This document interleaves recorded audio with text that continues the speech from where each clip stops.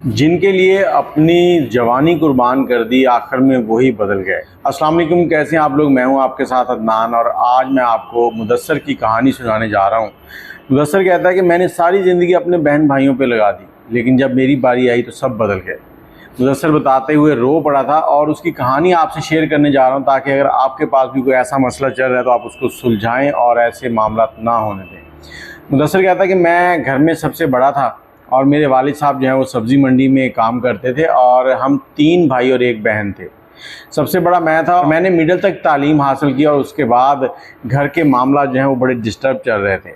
मैंने गल्ला मंडी में जाकर काम शुरू कर दिया, पल्लेदारी शुरू की और वहाँ से कुछ पैसे कमा के लाता और घर पर अपनी वालदा को दे देता।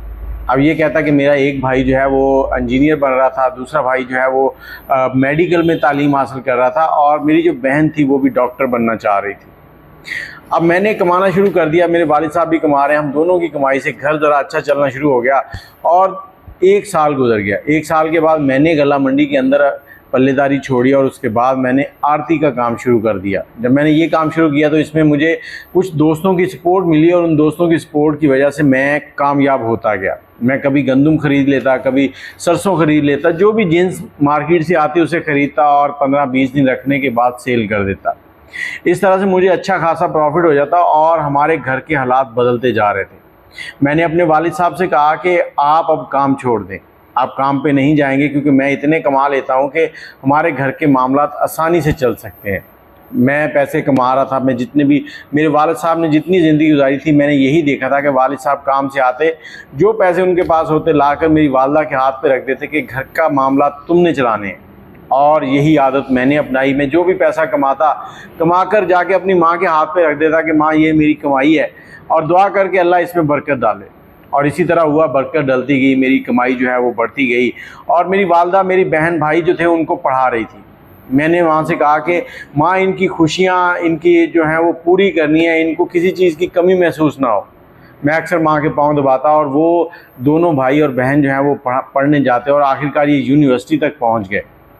अब क्या हुआ कि बड़ा भाई जो मुझसे छोटा था, दूसरों से बड़ा था, उसने अपना काम जो है वो कंप्लीट किया, तालीम कंप्लीट की और उसके बाद उसकी जॉब लगी शहर में जॉब लगी तो कोई 15-20 दिन ही गुजरे थे कि उसने अम्मी को फ़ोन किया। अम्मी को फ़ोन करके कहता कि माँ जी, मैं जब पढ़ रहा था तो यूनिवर्सिटी में मेरे साथ एक लड़की पढ़ती थी और मैं उसे पसंद करता हूँ, मैं उससे शादी करना चाहता हूँ और वो लोग हमारे घर नहीं आएंगे, आप वहाँ जाएं और लड़की देखें, एक रस्म जो है उसको पूरा कर दें।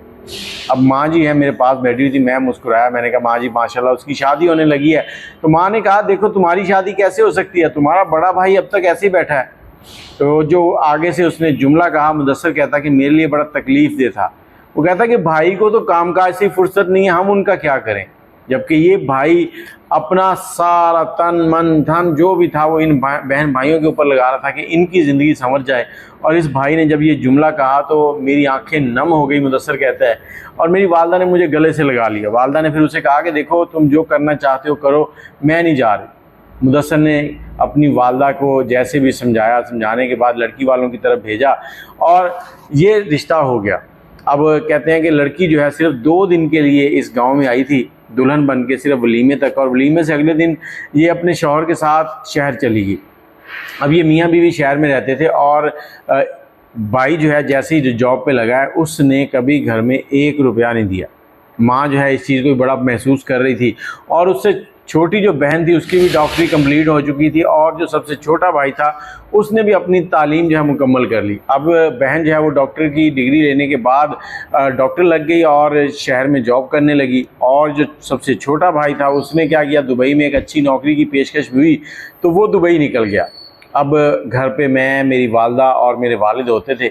मैं कमा के लाता और वालदा घर पे होते, शाम को उनके पास कुछ वक्त गुजारता। और इसके साथ ही छोटी बहन ने भी अपने लिए एक रिश्ता देख रखा था, एक लड़का जो उसके साथ पढ़ता था, उसके साथ शादी कर ली। मेरी अभी तक शादी नहीं हुई थी और इसी तरह वक्त गुजर रहा था। एक रोज़ मैं घर में आया तो मेरी वालदा जो है बैठी रो रही हैं। मेरी वालदा रो रही हैं और मुझे कहती कि बेटा हमें माफ़ कर देना, हमने तुम पे बहुत जुल्म कर दिया। मैंने कहा माँ क्या हुआ? कहती बेटा मैंने तुम्हें बताया नहीं था, लेकिन मैं तुम्हारे लिए रिश्ता ढूंढ रही थी और मुझे जो भी रिश्ता मिलता वो सब यही कहते कि लड़के की उम्र ज़्यादा है इसलिए हम यहाँ शादी नहीं करना चाहते। क्योंकि तुम्हारी उम्र जो है इस वक्त 40 साल के करीब हो चुकी है। तो इस तरह से बहुत से रिश्ते जो हैं उन्होंने जवाब दे दिया और मैं बहुत परेशान हूँ। तो मैं, मुदस्सर कहता है कि मैं मुस्कुराया और मुस्कुराकर माँ से कहा, माँ आप परेशान ना हो, मुझे अपने अल्लाह पे यकीन है, इंशाअल्लाह किसी ना किसी दिन मेरे लिए भी कोई दुल्हन आ ही जाएगी और मैं उससे शादी कर लूँगा। तो वालदा बोली कि बेटा तुम्हारे बहन भाई जो हैं उन्होंने सारी ज़िंदगी इस घर से खाया, तुम्हारी कमाई मैंने उनके ऊपर लगा दी, तुम्हारे बाप की कमाई उन पर लगा दी और उन्होंने आज तक मुझे 1 रुपया नहीं ला के पकड़ाया कि माँ ये हमारी कमाई है और ये जो घर है ये तुम्हारे वालिद ने मेरे नाम किया हुआ है और इस वक्त मैंने और तुम्हारे वालिद ने फ़ैसला किया कि हम ये घर वापस तुम्हारे नाम करेंगे। मैंने वालदा को बहुत समझाया, मैंने कहा नहीं ऐसा ना करें, बाकियों का भी इसमें हिस्सा है। तो वालदा ने मुझे बताया, कहा कि उन्होंने तुम्हारी कमाई खाई है, जितनी तुमने कमाया इससे तुम ऐसे कितने घर बना सकते थे इस एक घर के लिए, उनके पास नौकरी है, सब कुछ है और तू मेरा बेटा जो है वो अभी तक अकेला रहता है। वालिद और वालदा ने ये घर मेरे नाम करवा दिया और कुछ वक्त गुजरा तो उसके बाद एक रिश्ता भी आ गया मेरे लिए।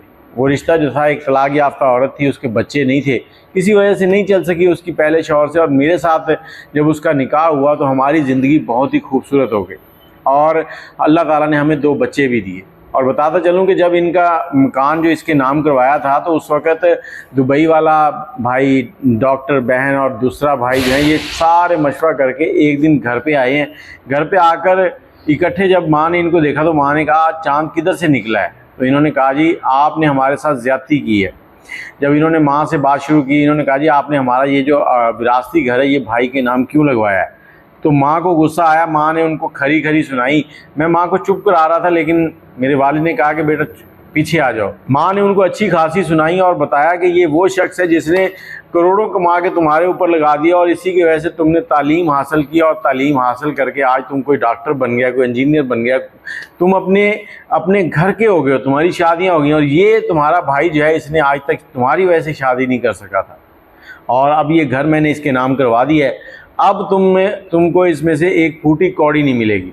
तो वो तीनों बहन भाई जो हैं वो तकरीबन 2-3 घंटे इस घर में रुके हैं और उसके बाद उन्होंने खामोशी से अपने अपने बैग उठाए और चले गए हैं। उस दिन के बाद वो कभी लौटकर वापस नहीं आए। इस घर के अंदर अब मुदस्सर, उसकी वालदा और उसकी बीवी और उसका वालिद जो हैं वो रहते हैं और इनके 2 बच्चे हैं। इनकी ज़िंदगी जो है वो बड़ी हंसी खुशी गुजर रही है। लेकिन मुदस्सर ये कहानी सुनाते हुए बड़ा परेशान था। कहता कि मैंने अपनी सारी जवानी और सारा पैसा इन बहन भाइयों पे लगा दिया कि इनकी ज़िंदगी संवर जाए, लेकिन इन्होंने मुझे ये सिला दिया। आगे से कहते हैं कि भाई को तो कामों से फुर्सत नहीं है, इनको शादी कर लेनी चाहिए, क्यों इतना लेट किया इन्होंने, हमने तो नहीं रोका था। और वो रोए जा रहा था कि मुझे मेरे बहन भाई चाहिए।